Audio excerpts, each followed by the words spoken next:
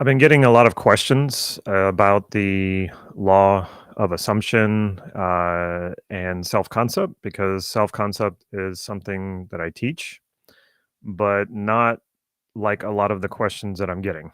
So I've been getting a lot of questions about Neville Goddard, and I'm not sure if I'm even saying his name correctly, and this idea of law of assumption. And I think people are actually putting questions and comments on my videos, assuming that that's what I'm teaching. And so I want to set the record straight that that's not what I'm teaching.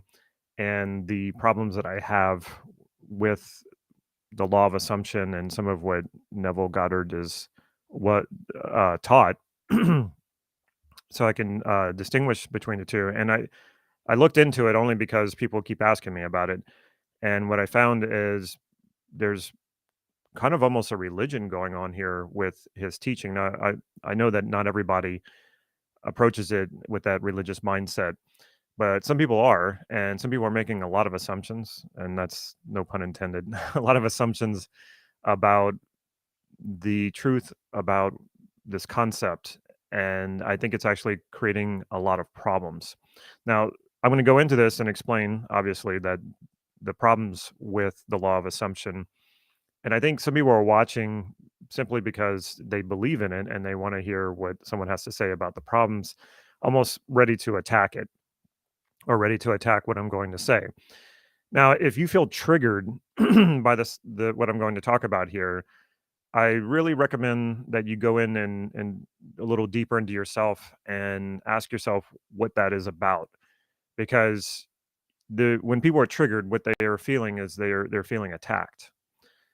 And I'm not here to attack anybody. I'm not even here to attack Neville Goddard. Uh, I'm just pointing out what I think is really, really wrong with this concept. Two things that are really wrong with this concept. So nobody's attacking you. If you feel attacked, go inside and find out what that's about. It probably has to do with adopting what you're taking, as far as what Neville Goddard is teaching, more as an ideology or like a religion. And if you so identify with that, what that's going to end up doing is blinding you. And I'll explain in more depth what I mean as I go through what I think is wrong with the law of assumption. So that's not helping you. And again, just remember, no one's attacking you. I will also present what I think is good in the law of assumption, what we can take from it that is useful. So I'm not here just to, you know, destroy it all and burn it to the ground and say there's nothing good about it. There is something here that's good. I think that that is useful. And I will also offer, I'll talk more about this later. There is an exercise that I can offer you if you like the idea of the law of assumption and you think that there's something that resonates for you. I'll give you a more practical exercise that you can do, and I'll give you a little hint. It's in the description below this video if you're watching this on YouTube, and if you're watching it on Facebook, you'll probably find it above the video. So anyway, let's jump into this. Let's get on with the first problem that I want to cover of the law of assumption. Now, this first problem, you might think when I say it that I'm just dealing with semantics here and I'm just being trivial and nitpicking, and I'm absolutely not. Now, if you don't know who I am, I do a lot of videos on Neuro Linguistic Programming, NLP. Now, that L of NLP is linguistic, which means we pay a lot of attention to language. And the reason why we do is because language shapes a lot of how we think, and how we think shapes our language. It's not one causes the other, it's more of a cycle, a reflexive cycle. And so words are very important. And so when I point this out, which has to do with words, you might think, okay, well, you're just kind of nitpicking this. You're trying to look for a problem. And no, there are implications to the words we use. So first off, the law of assumption is not a law. There's two ways that we can look at laws. There we can look at laws like we make in government that people have to follow, or else there's consequences, there's punishments for it, a fine or jail time. And there's that kind of law. And then there's like the laws of physics and Newton's laws. Neither of those fit for this idea of the law of assumption. The law of a law implies that it always is enforced or it's always in force, right? If we talk about the law of gravity, no matter how many times you test it, you're going to find, or how many times you want to walk off of a building, you are going to fall. There's no exceptions to it. It's the law of gravity. It's going to work. It always does. We have never seen it not work. So a law implies that it always works. It's always in effect. If you think about the law of assumption, this idea that I assume the reality that I want and then suddenly I step into it and create it, that doesn't always happen. It can happen in sometimes, and I've shared stories of my own where I've had that experience. But I cannot say that's true for everything that I've ever imagined or assumed to be true. And I don't know of anyone who can claim that. I mean, sure, anybody can claim anything, but who can truly claim that every time you've imagined something and assumed it, that it actually happened? In a lot of ways, that would be very problematic if you think about it.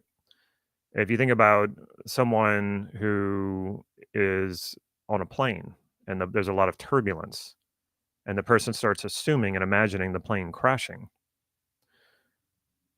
it doesn't usually happen, right? And so what about the other people who are assuming that the plane is going to get there and it's going to be fine? So whose assumption of that reality wins? So it's not a law. It's not going to always happen. What we can say is that maybe there's a probability there. Maybe there's some odds, right? If you imagine it, then the odds of you creating it are higher, or the probability of you creating what you imagine because you imagine it, it's higher because you're actually imagining it rather than just saying, I want that to happen and sitting on the sidelines and not doing anything. Okay, I I can go along with that. There's a higher probability that if you imagine something and assume it to be true, maybe there's a higher probability of it actually happening. So then we could call this the probability of assumption, not the law of assumption. But that doesn't have the same sound to it, does it? How many people would be making videos on YouTube about the probability of assumption? Probably not many. There's something about this idea of the law of assumption that makes it sound like you better listen up and you better follow this and you better abide by it because if you don't, there's consequences, right? That's what a law means. It's either you go along with it, you abide to it, or else. And so that's why I don't think that it's even useful to call it that. It's not accurate, first of all, and secondly, it can make us feel like we have to do this. And when we use words like have to or must, these are what we call modal operators in NLP, Neuro Linguistic Programming. And they actually create a barrier, a boundary in your map of reality that will actually hold you back. So if we think of this as a law, and you can do this right now as an experiment. Think of something as a law and notice what your internal representations are when you do that and the way that that feels. You say, okay, this is a law. This is how it works. If I think about,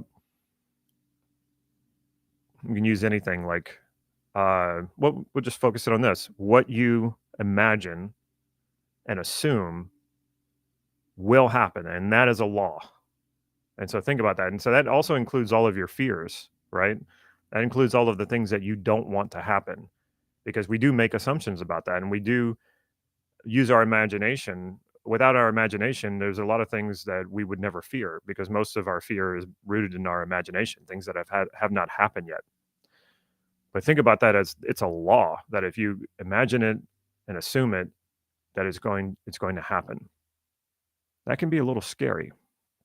What you might also notice though in your body, there's a kind of a stuckness, right?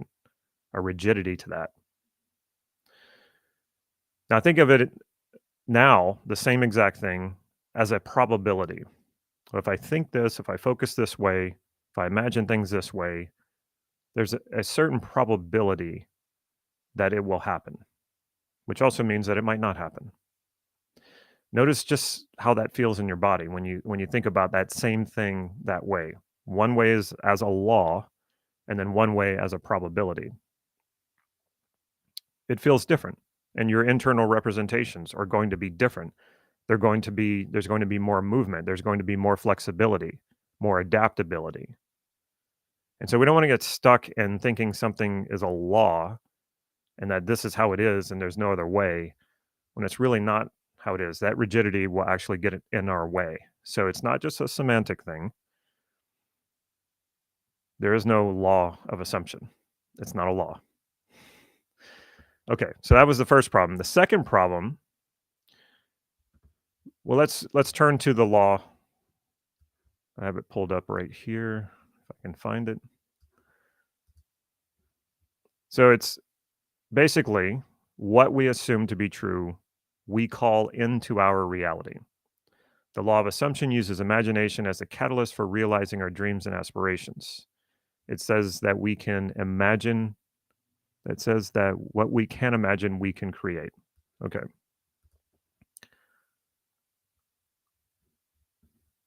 Now, another thing that I wanted to mention as well, that all the criticisms that I have of the law of assumption could likewise be focused on the law of attraction.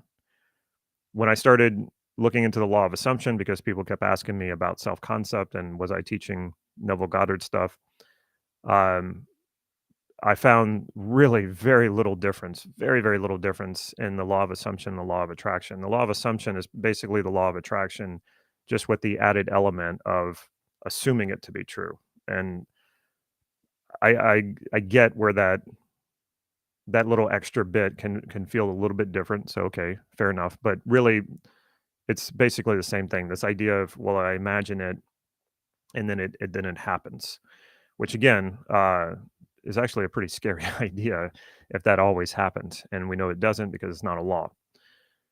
So, what happens when you assume something to be true to the point that you believe it and it feels real to you? Well, if you're actually doing that, that is deceiving yourself. You're deluding yourself into thinking something is true that is not.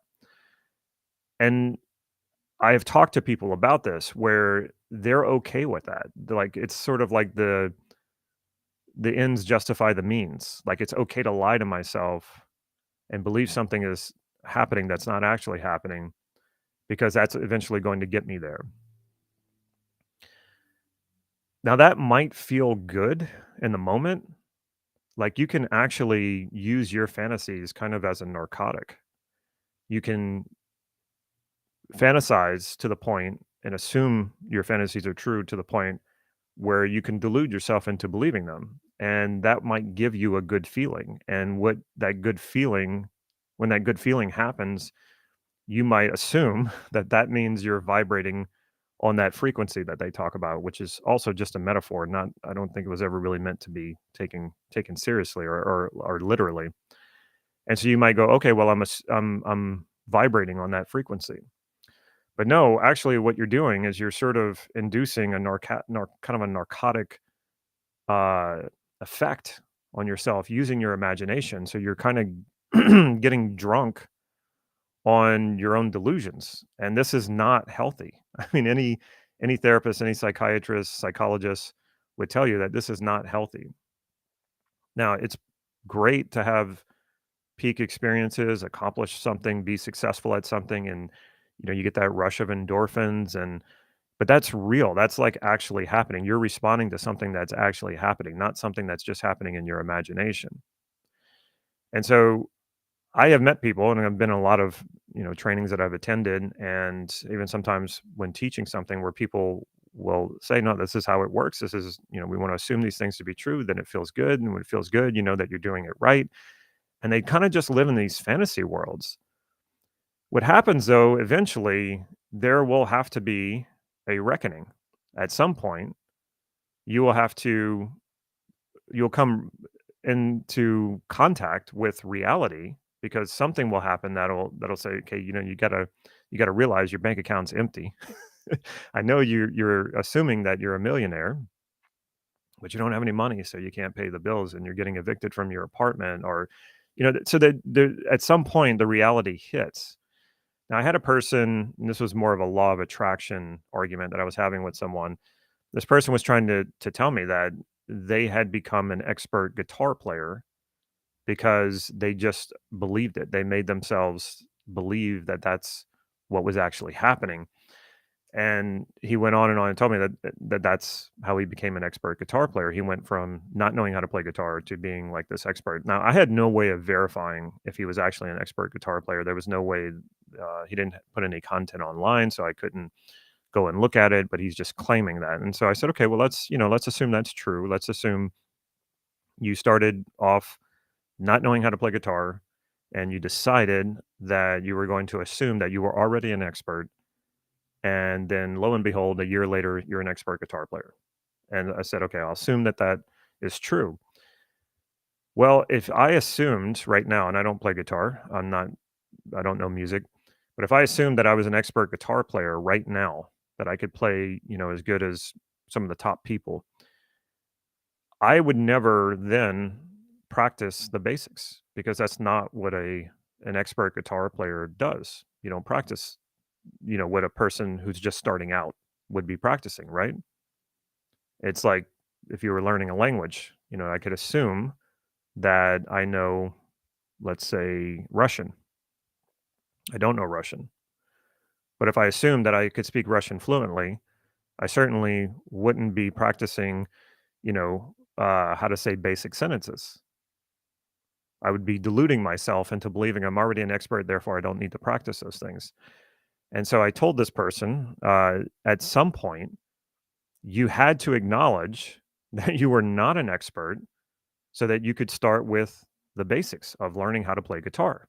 There was no other way to do it. So I said, if you are in fact an expert and you can prove that by, playing in front of people and showing how well you can play, at some point you had to start at the beginning, like everybody else, like every other beginner. And then he went ahead and acknowledged that that was true. So what ends up happening is you have to drop your assumption that you are this, or whatever it is that you're assuming yourself to be. This, maybe you're assuming you're this top CEO of a Silicon Valley corporation, and you're making $200 million a year. You're assuming all that, even though none of it's true, but you believe that if you assume it hard enough, that at some point it's going to be a reality. You have to drop that assumption at some point so that you can then go learn what you need to learn. You need to go to job interviews to get into the corporate game and then work up the corporate ladder. You have to drop the assumption in order to take action. And this is what I'm getting at, where I think that the law of assumption can really steer you in the wrong direction, is that you will not do those things because you'll say, okay, well, if I drop the assumption, then I kill the law, or I kill the mechanism that makes it work. So you're in a catch 22. If you don't drop the assumption, you never take the first action to do the thing that you want to bring into your reality. And if you drop the assumption, then you're not abiding by the law of assumption. So I understand, because I'm sure people are going to come and say, well, that's not the way, you're not supposed to delude yourself so much and do it that way. You're supposed to just kind of assume it, and then, create the idea, the imagination in your mind. And if that's all you're doing, then okay. And that's where I was going to get to, where this could be useful.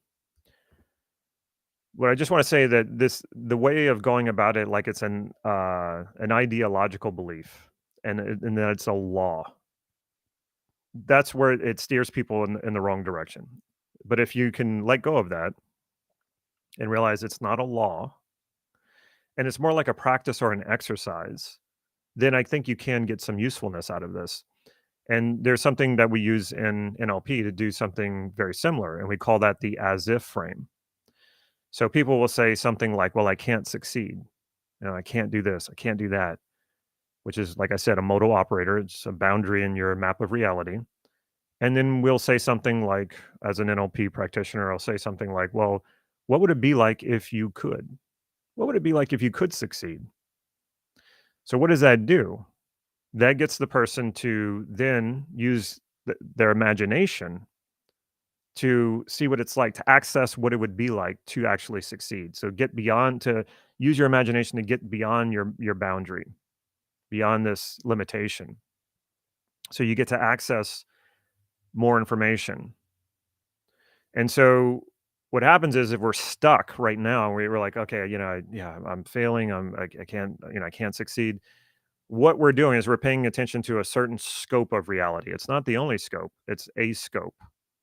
And so what we might need to do in order to bridge the current scope of reality that we're paying attention to a future scope that's better, we might have to imagine it. And then when we start to imagine it, we can bridge those scopes and say, okay, yeah, I'm here now. And I can acknowledge that I'm where I'm at now. I'm a beginner now, or I don't know what I need to know now. I'm not successful now. However, I can access what it kind of looks like if I would be successful and what I would be doing, what I would be saying, who I'd be interacting with. And then when I can imagine that, then I can sort of bridge these two scopes together. And so the approach that I'm giving you now is a much more practical approach than just saying, well, assume it to be true, believe it to be true, and then it's just going to happen. No, let's get more practical about this. Now I'll give you an example of how this might work. If you've probably heard you are the sum total of the 5 people you spend the most time with. I kind of like that and I kind of don't. There's a lot of truth to it, but there's not. Again, I don't like to get into absolutes. It's not an absolute that that's true. Okay. But in general, that's not a bad idea to put yourself around people who, especially successful people who you want to be like. Okay. So let's say you make under 6 figures and you know some multimillionaires and you start hanging around with those people. Okay. The thing that you don't want to do is compare yourself to them. Okay. And when I mean compare, not comparing like what you're doing in life compared to or what you're doing for work compared to what they're doing for work. That actually might be very useful. But what I mean is compare yourself as far as like your value and your worth.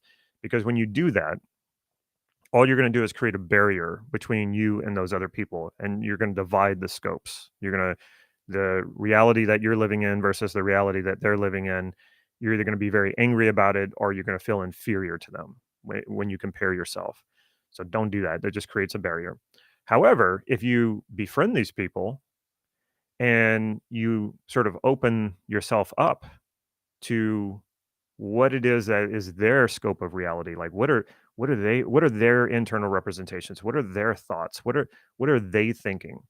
And when you hear these people talk about money, you're going to hear them talking about big numbers, and that's normal to them.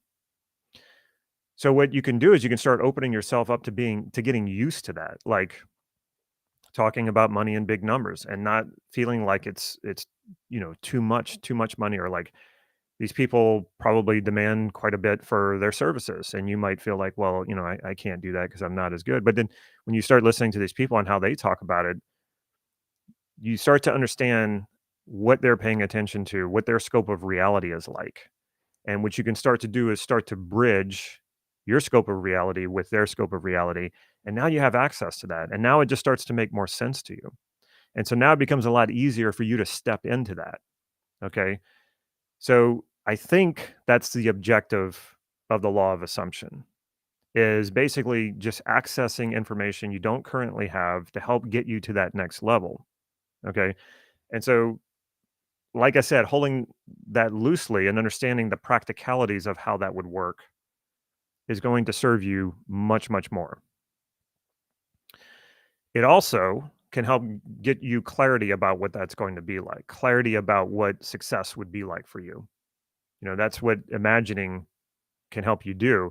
And also doing it in a very realistic way. Like I said, putting yourself around the people who are doing what it is that you want to do suddenly makes it seem more real to you.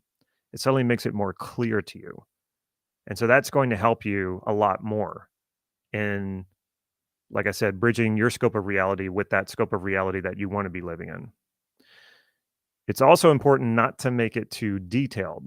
And the reason being is that we don't know how the future will arrive. We don't know exactly what package it's going to come in. We don't know exactly what it is that your success looks like when you get there. And what's interesting is that the more I think the people I've met who delve more into, say, like the law of assumption, the law of attraction, it is amazing to me how profoundly detailed their fantasies are about what they visualize. And all I can think is that's holding them back, because the truth is you might be getting exactly what you want. You might be getting the reality that you have imagined and wanted. But if you get too specific and too detailed about exactly how that's going to happen, your current reality doesn't generalize into that future reality. And so you still feel like you're not getting what you want. I'll give you an example. I was working with an athlete, basketball player, and he was amateur. He wasn't professional. And so I said, I believe in creating visions. I believe in using imagination. So I was helping him do that, to think about where he wanted to get to. And he said, Michael Jordan would call me on a regular basis. It was like, okay. So based on his values, because that's what we worked with first, based on the things that he wanted to fulfill in his life, it did not require that particular detail that Michael Jordan would be calling him up on a regular basis. However, if he put that as kind of a condition on his success, that he could become so successful, but if him and Michael Jordan weren't friends and then he wasn't calling him on a regular basis, he might completely not acknowledge his own success, which would be tragic, right? So we don't want to get too detailed and too specific about what we imagine our success is going to be like. Hold it loosely. Now, there's a different thing here. There's goals, goal setting, and goals do need to be specific, because they need to be measurable, right? You need to know if you're getting closer to a goal or further away from a goal. But that's a little bit different than creating a vision and using your imagination to move you forward into greater success. And that's what's covered in that exercise that's in the description of this video. And in fact, I might as well talk about that now since I brought it up. The well-formed outcome is an NLP process for goal setting. And one of the things, probably the best thing that the well-formed outcome taught me, was that a goal is really the least important part of goal setting. I know that sounds contradictory. I remember having such a hard time achieving goals. And then when I learned how to do the well-formed outcome and I passed my goal through that, I realized, yeah, the goal is it's kind of it's a metric, but it's not the most important thing. Your fulfillment is the most important thing. Bettering yourself, bettering your life is the most important thing. So if you better your life in the process of pursuing a goal, but you don't achieve the goal, the worst thing you can do is discount that the fact that you bettered yourself and you bettered your life just because you didn't hit that one metric. So hold that loosely.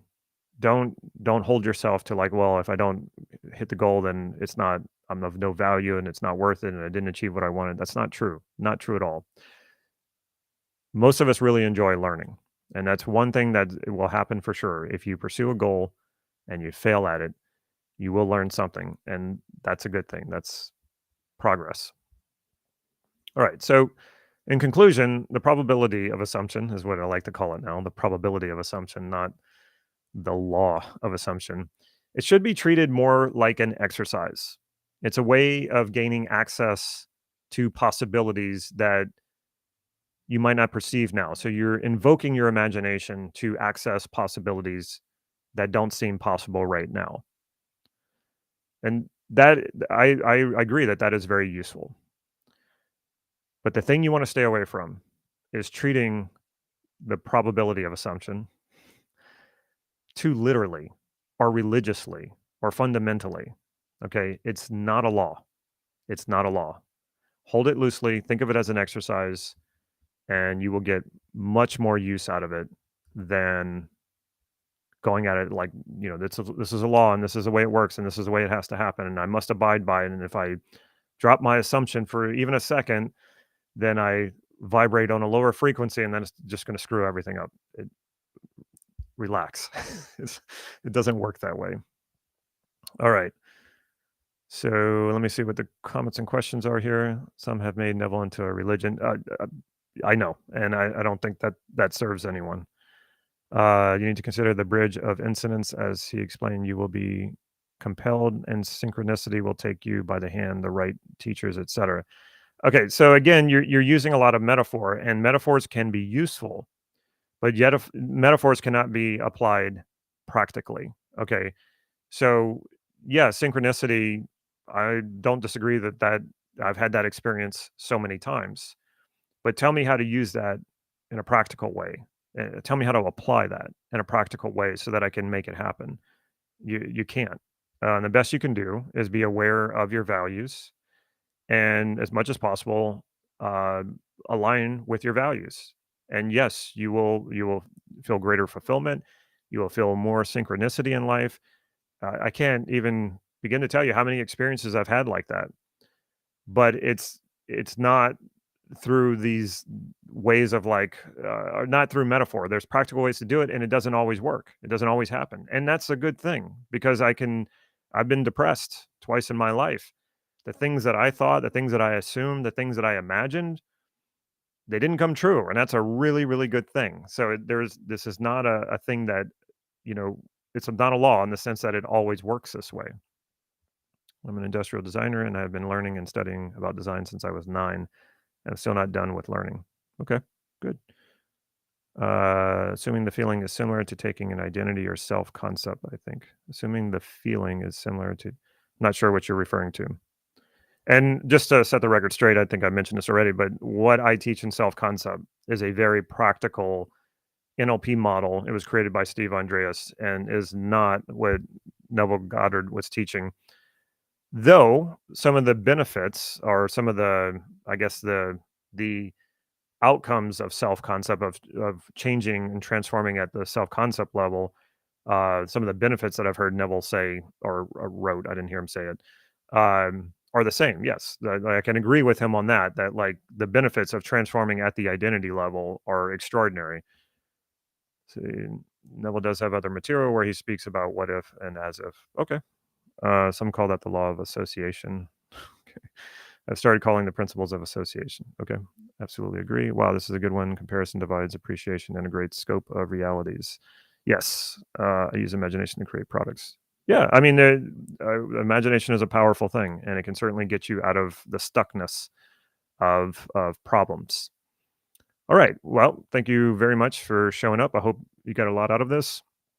If, what I could what I would like most is for people to not be focusing such extremes on this as if it's a law, it's a religion, it's a because I really think that that is hurting people and it's holding them back. And did Neville Goddard intend it that way? I have no idea. So I'm not attacking him, and I'm not attacking anyone who uses this. I've tried so many different things in my personal development journey, so if you tried it out and or you know you are currently trying it out and you're hearing this and you're thinking, okay, yeah, I'm not quite getting what I want, and maybe this is the reason why uh, I feel like I did my job here.